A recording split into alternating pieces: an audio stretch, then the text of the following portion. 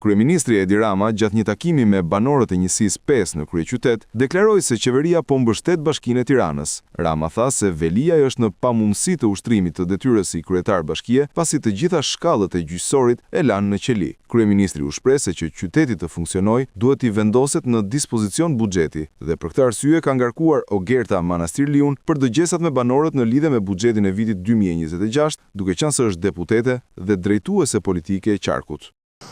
Duke parë që të gjitha shkallët e gjyqit nuk e nxorën kryetarin e bashkisë që të vazhdoj të kryej detyrën dhe paralelisht të bëj procesin, ne menduam që Tirana nuk ka arsye të paguaj për një kohë gjatë mungesën e drejtimit. Gjykata kushtetuese doli me një vendim tjetër nga Yni,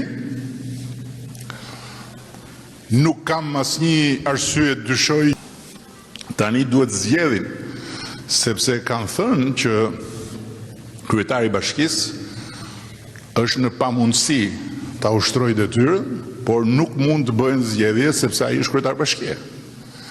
Okej, jepini mundësinë ta ushtrojë detyrën, bukur, kur të vi atje që të kërkojë të lirohet, që të vazhdoj detyrën, shpresoj që gjykata kushtetuese t'i rri besnike vetes vet dhe t'i japë mundësinë të vazhdoj detyrën. Apo ja.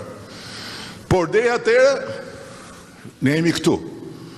Ju jeni këtu dhe të gjithë atyre që janë këtu në këtë qytet, ju duhet qyteti të pastrohet normalisht, qyteti të funksionojë normalisht, shërbimet të bëhen normalisht, buxheti të vendoset në dispozicion normalisht. Dhe për këtë arsye, ne po e mbështesim bashkinë që të bëjë më të mirën për buxhetin dhe për këtë arsye menduam me Ogertën si drejtuesja politike e qarkut, por edhe si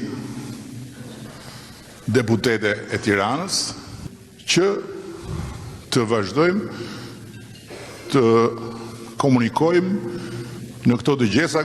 Me këtë deklarat, kryeministri Edi Rama shkarkon edhe një herë Erion Velien.